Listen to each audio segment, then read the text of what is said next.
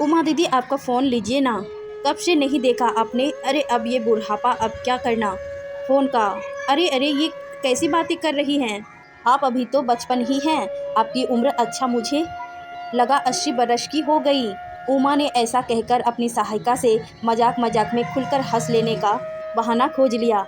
सहायिका भी हंसने लगी तो उमा ने कहा, वाह, हंसकर मजा आ गया। पता है ये दवाई है, विनोबा भावे कहते थे कि दिन में एक बार खुलकर हंसना ही चाहिए।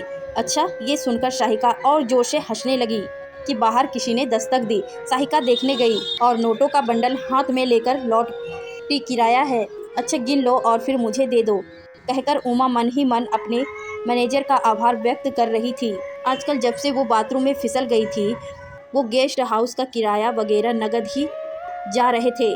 चलो यह भी एक उपहार है, कहकर उन्होंने बंडल हाथ में लिया और 10,000 गिनकर सहायिका को चट से दे दिए। अरे दीदी, 9,000 की जगह 10,000 दे दिए आपने। अरे बिल्कुल, तुम्हारे जन्मदिन के लिए एक पसंदीदा कुर्ता खरीद लेना।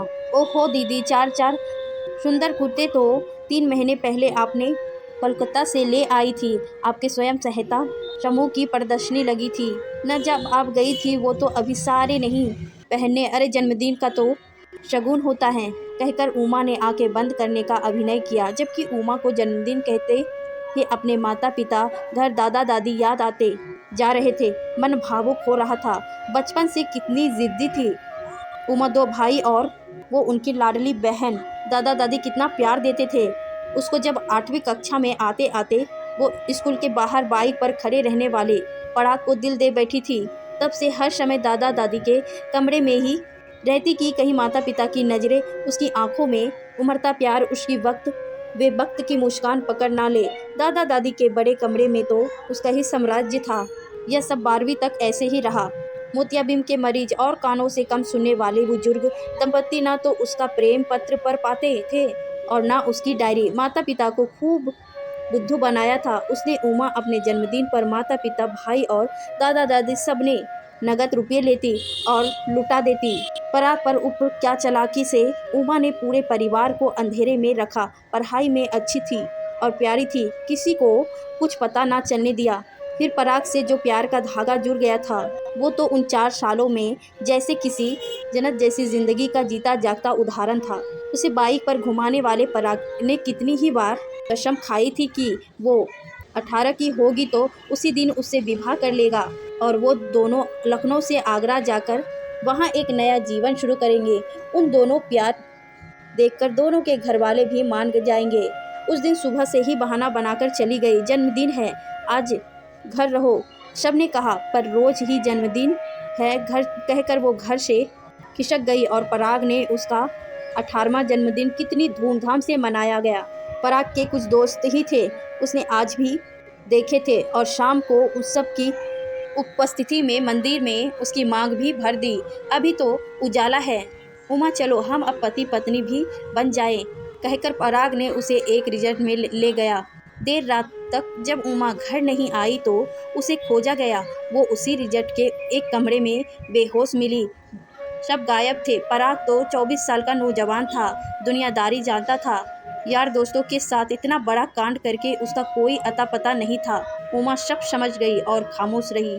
मगर उस दिन जन्मदिन के विलवित उपहार के रूप में उसे पूरे परिवार से इतनी फटकार सुनने को मिली कि एक पखवाड़े के भीतर ही भीतर वो इतनी टूट गई कि बस, अरे एक संदेश आया है। एक बस में बैठी और घर से भाग गई।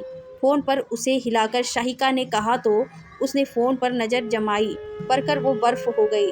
सोचने लगी कि उमा, तू तो एक पेड़ जैसी हो गई है और बेटे ने तो तेरा ऐसा इस्तेमाल किया कि कुर्सी ही बना लिया था। आज उसने संदेश भेजा था कि मम्मी, मेरा बेटा विदेश जा रहा है। अब 15 से 25 की उम्र तक वो विदेश ही रहेगा। तो मम्मी, मैं अब 1 महीना आराम से आपके साथ घर पर रहना चाहता हूँ। खूब सारी छुट्टियाँ बची हैं मेरी। उमा को यह संदेश पढ़कर रोना ही आ गया था। केवल 19 साल की थी वो, जब पराग की बेवफाई से आहत होकर अपने परिवार से तिरस्कृत बहिष्कृत होकर बस पूना चली गई।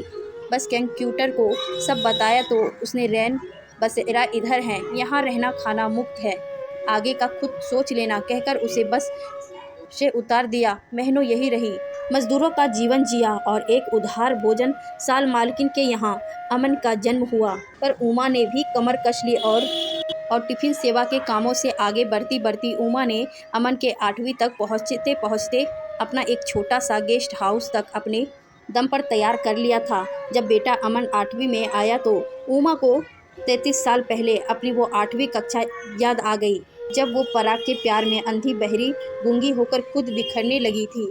पर अमन बहुत होशियार था, वो पढ़ता लिखता था। सब बच्चे नानी के घर जाते हैं, मैं नहीं जाता।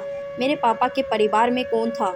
जब उस दिन 12 साल के अमन ने जिद कर दी तो उमा ने बता दिया कि पराग जो तुम्हारे पिता थे वो ये रहे, ये लो इस अखबार में देखो।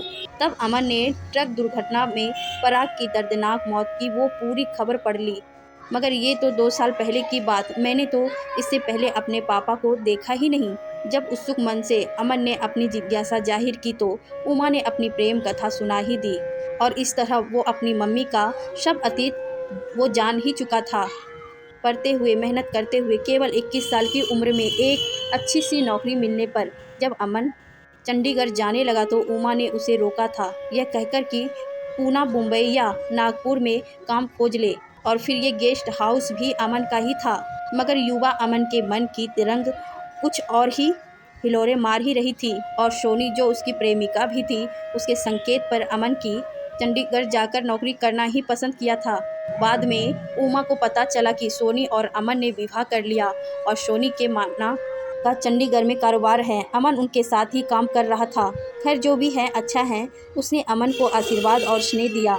जब अमन पिता बना तो वो भी चंडीगढ़ गई। वहाँ तो नज़ारा ही अलग था। ढेर सारी दौलत के ढेर पर बैठा उसका अमन अभी पैसे की चकाचौंध में नीम बेहोशी था। ये तो अभी दीवाना है। और मन ही मन खुद से बोलकर वो यह सब भांपकर चुपचाप लौट आई थी। मगर इस घटना के 2 साल बाद ही अमन को एक दिन कारोबार से हटाकर अपना अलग काम शुरू करना पड़ा। बस उसी दिन वो बचपन वाला असली अमन रोता पीटता उसके सामने आया कि सोनी और वो भी कंगाल हो गए हैं, बच्चा 2 साल का है। तब उमा पिघलने लगी और 10 लाख उसे उसी समय दिए। पैसे लेकर अमन चंडीगढ़ खाना हो गया। उमा जी उसकी हरकत पर हंस पड़ी, जबकि वो जानती थी कि अमन कितना मतलबी हो गया है, बस अपने लिए ही आया। और यही हुआ उस दिन के बाद। तब से अमन ने कभी भी खुलकर फ़ोन पर बात तक नहीं की। और आज ये संदेश भेज दिया है कि 1 महीने आनंद से गेस्ट हाउस में रहना है, चैन की सांस लूँगा। हाँ, और भी 2 अतिरिक्त कमरे खुलवाकर साफ करवा देना, दोस्त भी आ रहे हैं। उमा को कितनी हंसी आ रही थी। आज आप विनोबा भावे की भक्त बन गई हो। केवल हंसने से पेट नहीं भरेगा। आप आओ, टेबल पर खाना लगा दिया है। साहिका ने मनोहार की तो आई, बस एक संदेश भेज रही हूँ, कहकर उमा जी ने टाइप किया। बेटा अमन, आजकल तो सीजन है, कमरे का किराया 4 गुना हो गया है। मैं मैनेजर का फ़ोन नंबर दे रही हूँ, यहाँ खाने और नाश्ते का अलग से किराया लेते हैं, बात कर लेना। मैं तो मिल नहीं पाऊँगी, मेरी साहिका का जन्मदिन है ना।